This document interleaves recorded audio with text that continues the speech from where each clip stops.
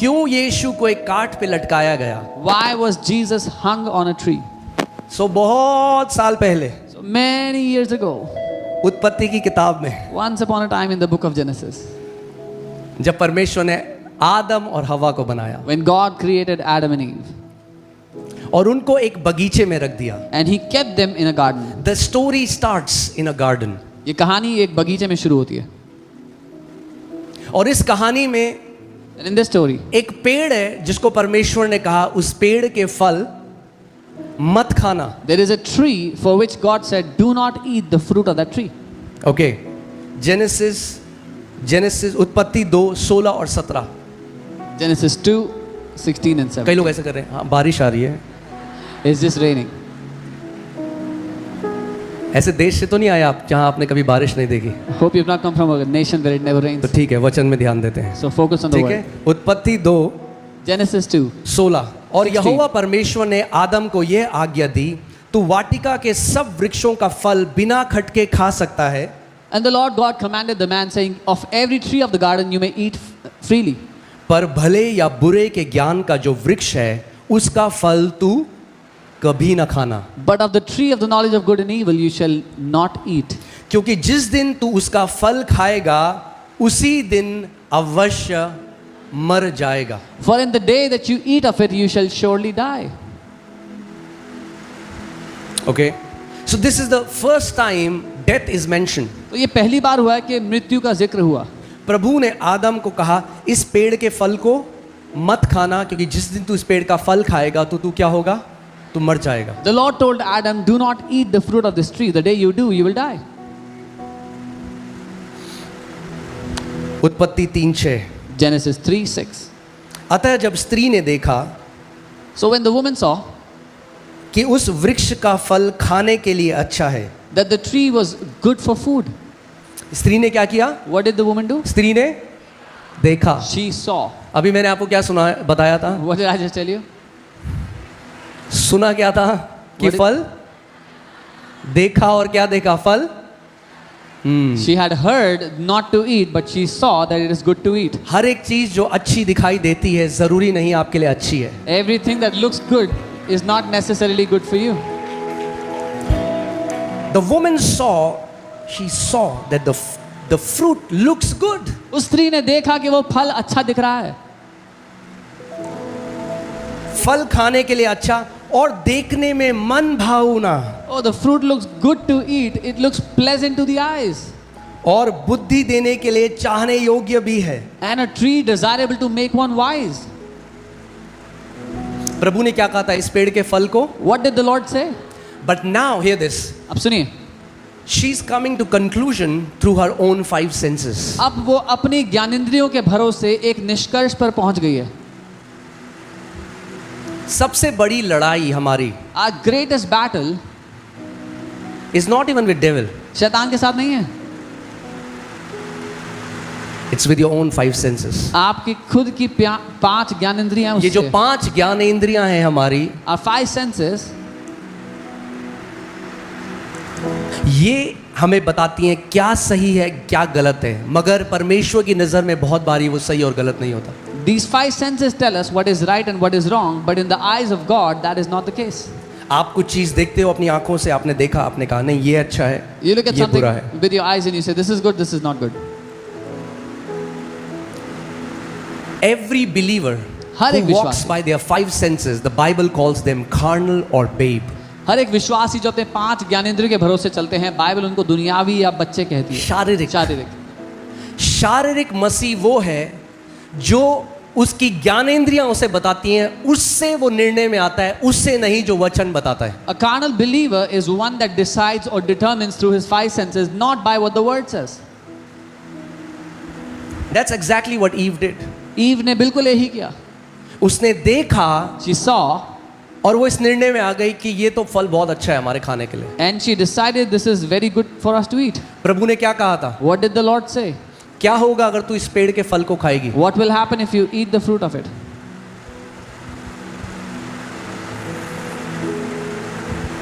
आज इतने सारे लोग Today so many people, शादीशुदा हैं they are married और वो व्यभिचार में जाते हैं. but they live in adultery. जबकि वचन ने बताया है कि अगर ऐसा करोगे तो तुम्हारी शादी में मृत्यु आ जाएगी। Even though the word tells them that if you do this, your marriage will मगर suffer उनकी death. आंखें, उनकी ज्ञानेंद्रियां उन्हें कुछ और बताती हैं, But their senses tell them something else. और वे परमेश्वर के वचन को तुच्छ जानते हैं। And they despise the word of God. मगर जो उनकी आंखों ने उन्हें बताया, जो उनकी सेंसेस ने उन्हें बताया, वो उसकी बात को मानते हैं। But what their eyes have told them, they do that, they obey that. कितनी सारी शादियां आज मृत्यु आ गई क्योंकि उन्होंने परमेश्वर के वचन का आदर नहीं किया। Death entered so many marriages because they did not obey the word of God. और ये केवल शादी में नहीं है, And this is not ये just हमारे with जीवन marriage. के अलग क्षेत्रों में है। This happens in different areas of our life. या तो आप परमेश्वर के वचन से जी सकते हो जो आपको जीवन की तरफ ले जाएगा, या आप अपनी ज्ञानेंद्रियों की तरफ जी सकते हो जो आपको हमेशा मृत्यु की तरफ ले जाएगा। Either you can live by the word of God that will always lead you towards life, or you can lead your life by your five senses that always lead you towards death. And hear this, सुनिए, the fruit was not hideous or ugly. वो फल दिखने में भद्दा या गंदा नहीं था. वो फल सड़ा हुआ नहीं था। It was not spoiled or वो rotten. फल जो मृत्यु लाया, वो फल देखने में बहुत अच्छा था। The fruit that brought death was very good to look at. और बहुत सारी बार हमारे जीवन में भी ऐसा होता है। And so many times that happens in our lives.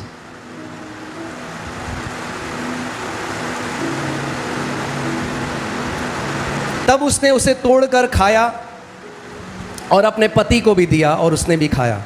Then she broke and ate and also gave it to her husband and he also ate. Let me tell you something. मैं कुछ बता दूं आपको. The word is forever settled in the heavens. वचन स्वर्ग में हमेशा के लिए स्थापित है. What I mean by that is, मैं ये कह रहा you हूं, cannot change the word. आप वचन को नहीं बदल सकते. अपने पड़ोसी को बोलो, आप वचन को नहीं बदल सकते। Tell your neighbor, you cannot change the word. आप या तो वचन को मान सकते हो या उसको तिरस्कार कर सकते हो। You can either obey the word or you can deny the word. It's as simple as that. इतना आसान है. But if word says something, अगर वचन ने कुछ कहा है, तो वो पूरा होगा। that will come to pass. Okay? परमेश्वर, God was not joking in the garden. परमेश्वर मजाक नहीं कर रहा था बगीचे में. परमेश्वर उन्होंने क्लियर कुछ बता दिया था कि अगर तुम इस पेड़ के फल को खाओगे तो क्या होगा, क्या आ जाएगा, मृत्यु आ जाएगी। God told them clearly, if you eat the fruit of this tree, death will come. Now let me tell you one thing so that you understand. मैं एक बात God is not the author of death. परमेश्वर मृत्यु का रचने वाला नहीं है. फिर से बोलूं, Let me say it again. क्योंकि कई लोग सोचते हैं अरे परमेश्वर ही मारता है, परमेश्वर ही जिलाता है। Because some people think God gives life, God kills. परमेश्वर मृत्यु का जनक नहीं है, मृत्यु उसकी इच्छा नहीं है। God is not the author of death. He is not the originator or the desirer of death.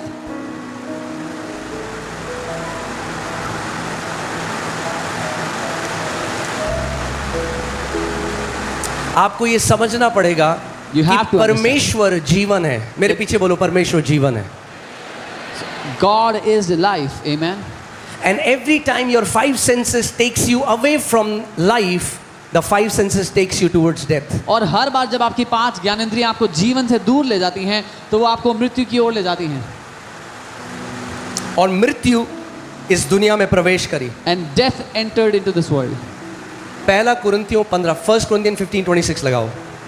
I want to show you something. परमेश्वर मृत्यु को कैसे देखता है?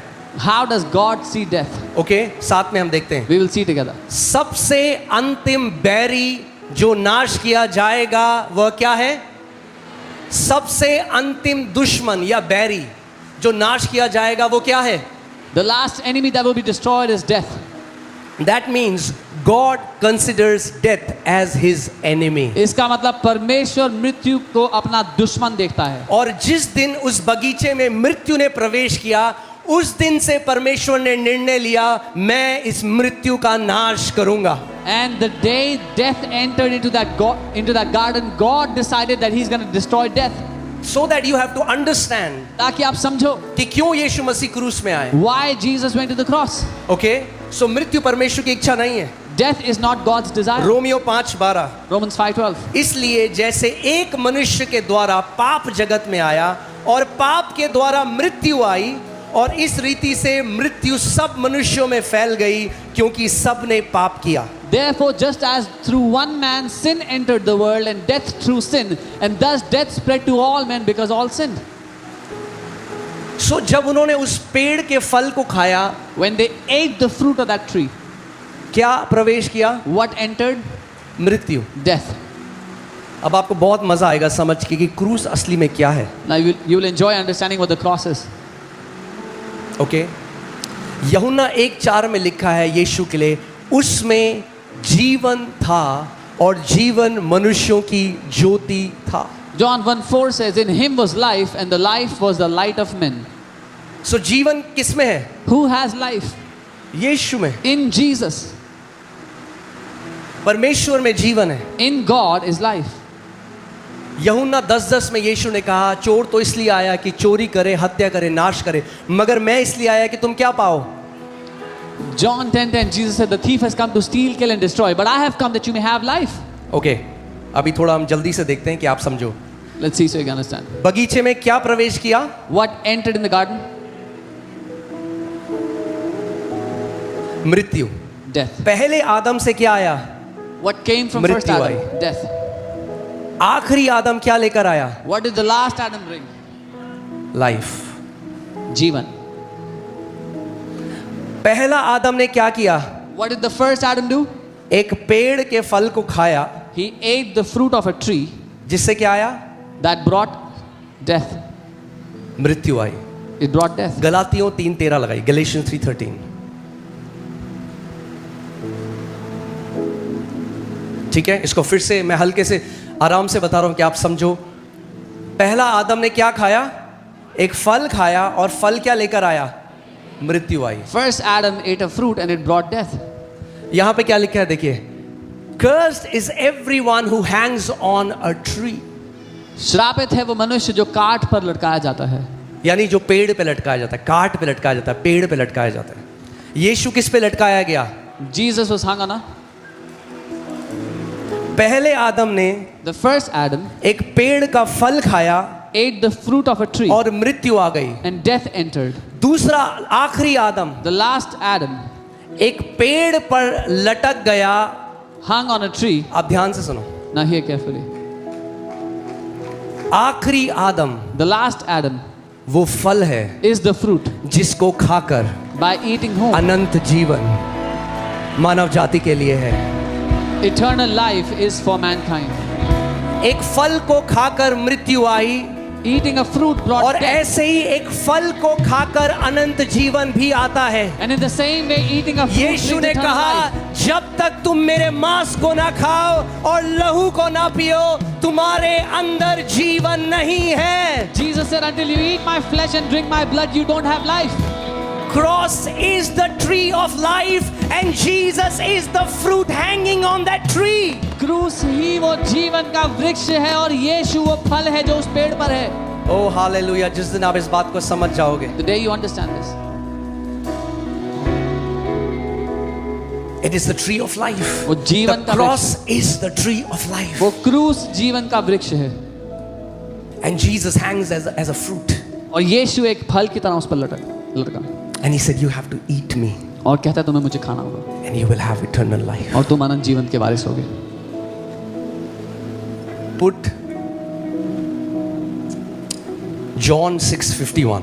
यूहन्ना 6:51। John 6:51। Jesus said, as the living Father has sent me and I live by the Father। यीशु ने कहा, जैसे जीवित पिता ने मुझे भेजा है और मैं उसके द्वारा जीता हूं। Okay, I'm sorry, that's put 6:57। 57 or 4? Okay, yes. As the living Father has sent me and I live by the Father, that means as the Father, because of the Father। जैसे जीवित पिता ने मुझे भेजा और मैं पिता के कारण जीवित हूं, वैसा ही वह भी जो मुझे खाएगा। ओ, जब तक ये सुसमाचार नहीं समझोगे, so he who feeds on me will live। वो because of केवल एक गुरु नहीं है जो अच्छी शिक्षा देने आया, वो जीवन का फल है। He is not just a guru that came to give good teaching, he is the fruit of life। एक फल खाने से मृत्यु आई Eating a fruit brought death। और वो कह रहा है जो कोई मुझे खाएगा, जैसा मेरा, वो मेरे कारण क्या रहेगा? जीवित रहेगा। He is saying, he who feeds on me will live because of me। You have to understand the mystery of the cross। आपको क्रूस के रहस्य को समझना है। वो केवल एक गुरु नहीं जो अच्छी शिक्षा लेकर आया, He is not just a guru that brought a good teaching. वो फल बन गया. He became that fruit. He is that tree. वो पेड़ है, He is that fruit. वो फल है. अब 51 लगाइए. 6:51. 6:51. जीवन की रोटी जो स्वर्ग से उतरी. I am the living bread which रोटी को came क्या down करते हो from आप? heaven. What do you हाँ? do with bread? You eat. जीवन की वो रोटी जो स्वर्ग से उतरी मैं हूं. I am the living bread which came down from यदि heaven. कोई इस रोटी में से खाए तो सर्वदा जीवित रहेगा, और जो रोटी मैं जगत के जीवन के लिए दूंगा वह मेरा मांस है. If anyone eats of this bread, he shall live forever, and the bread that I shall give is my flesh. Now the question comes, अब सवाल ये आता है, कैसे मांस खाएं उसका आज? how do we eat his flesh today? Because people don't understand. He's not saying eat my literal flesh. वो ये नहीं कह रहा कि वो वास्तविक मांस नहीं कह रहा उसका. इसके पीछे एक मिस्ट्री है, और इसीलिए इस ईस्टर संडे के बाद वाला जो संडे है हम लोग वो मिस्ट्री को समझेंगे कि हम प्रभु भोज क्यों लेते हैं. और अगर आप प्रभु भोज की सामर्थ को समझ गए, There is a mystery behind it. That's why the next Sunday after the Easter, we will understand the mystery of the Holy Communion. If you understand it, मृत्यु का आपके ऊपर कोई अधिकार नहीं है. death has no authority over you. See, यीशु मसीह धर्म लेकर नहीं आया. Jesus did not उसने नहीं bring कहा religion. चोर चोरी करने नाश करने आता है, मैं इसलिए लाया कि तुम ईसाई बन जाओ और बहुतायत में ईसाई बनो. He did not say that thief comes to steal, kill and destroy. I came to make you Christians and very religious. मैं इसलिए आया कि तुम्हारा नाम जॉन डेविड ये सब हो. नहीं, He didn't say I came to मैं make your किस name लिए आया John कि David. तुम क्या पाओ? जीवन पाओ. He said, I came क्या so you पाओ? have life. धर्म नहीं पाओ, Not जीवन religion, पाओ. but life. वो जीवन देने के लिए आया He came और to give बहुतायत का जीवन देने के लिए आया. And he came to give life in abundance. ये हमें समझना है कि क्रूस की कथा कितनी महान है. We have to know how great the story of the cross is. Though I'll tell you, and then obviously अभी मैं आज नहीं बताऊंगा आपको, अगले संडे में इसको और डीप में आपको ले जाऊंगा. मैं आपको सिखाऊंगा कि मांस और लहू का मतलब क्या है. I will take you deeper in the word in the coming Sunday to tell you what it means to have flesh and blood.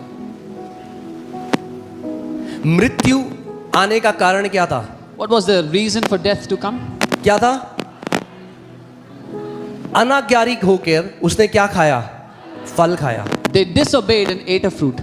आज अनंत जीवन हमारे जीवन में इसलिए नहीं आता कि मैंने बहुत उपवास किया, मैंने बहुत दान पुण्य किया, मैंने बहुत कुछ किया. जैसे आदम ने अनाज्ञाकारी कर होके फल खाया और मृत्यु आई, हमने आज्ञाकारी होकर एक और फल को खाया, और उस फल के खाने के कारण अब हम अनंत जीवन हमारा है. Eternal life does not come to you because you fasted or you prayed, but just as because of disobedience death came, we became obedient and we received this fruit of life. That's why we have eternal life.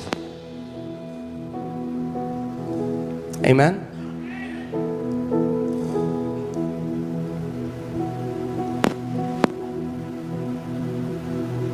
इसीलिए कई लोगों को ये समझ में नहीं आता. That's why some people don't मैं भी understand उनमें से this. एक था I was one of them जब मैं प्रभु को नहीं जानता था. when I did not know the Lord. मैं सोचता था अगर भगवानों की एक लिस्ट बनाई जाए I used to think if you make a list of all तो the यीशु deities, मसीह सबसे नीचे होंगे. मैं आपको सच बता रहा हूँ, मैं ये बोलता था. then I used to say that Jesus would be the last of that list. Helpless, dying on the cross. वो जिसको जो कुछ नहीं कर सका अपने लिए, इसको क्रूस पे मर गया बस. हाँ, अगर कोई अब आपको बोले कि अरे तुम्हारा यीशु तो मर गया, खुद को नहीं बचा सका. If someone tells you your Jesus died on the cross, he could not save himself. Take them to Hebrews 2:14. इब्रानी 2:14 पे ले जाना उनको. Okay? Take them to Hebrews 2:14. इब्रानी 2:14 पे ले. What's in Hebrews 2:14? क्या लिखा है इब्रानी 2:14? इब्रानी 2:14. Inasmuch then as the children have partaken of flesh and blood, he himself likewise shared in the same. इसलिए जबकि लड़के मांस और लहू में भागी हैं, तो वह आप भी उनके समान उनका सहभागी हो गया. वो परमेश्वर जो एक आत्मा है, God who is a spirit, वो परमेश्वर जो बाइबल बताती है कि एक ऐसी अगम्य ज्योति में विराजमान है जहां कोई भी प्रवेश नहीं कर सकता उसकी उपस्थिति में। God who sits in such an unapproachable light that no one can enter into his presence. केवल मनुष्य ही नहीं, Not just man, वचन हमें बताता है कि स्वर्गदूत भी उसकी महिमा के तेज को झेल नहीं सकते। but the word tells us that even the angels cannot stand before the glory of that emanates from him. कभी दिन की कड़ाके की धूप में जब सूरज पूरा ऊपर हो, आप खुली आंख से देख सकते हो सूरज को? Can you look at the sun when it's right stand before the glory of that emanates from him? कभी दिन की कड़ाके की धूप में जब सूरज पूरा ऊपर हो, आप खुली आंख से देख सकते हो सूरज को? Can you look at the sun when it's right in the middle of the day? और वो सूरज की रोशनी तो 0 वॉट की रोशनी है परमेश्वर के आगे। And that sun is like a 0 watt bulb before God's light. So the light that emanates out of him, जो the प्रकाश power उसमें that से- emanates out of him, जो सामर्थ्य जो प्रकाश even उसमें the से निकलता है, angelic beings cannot contain it. यहाँ तक कि स्वर्गदूत भी उसको सह नहीं सकते हैं। So वचन कहता है वो दोनों पंखों से अपनी आंखों को छुपा लेते हैं The word says they hide their eyes with 2 wings. और 2 पंखों से अपने पाँव को छुपा लेते हैं And to with- show honor to him। With 2 they cover their feet to honor him. और 2 पंखों से वो उड़ रहे हैं और परमेश्वर के सामने कह रहे हैं holy holy holy is the Lord God Almighty who was who is and who is to come. Holy holy holy is the Lord God Almighty who was who is and who is to come. और वो 2 पंखों से उड़ते हुए कह रहे हैं पवित्र पवित्र पवित्र वो परमेश्वर जो था जो है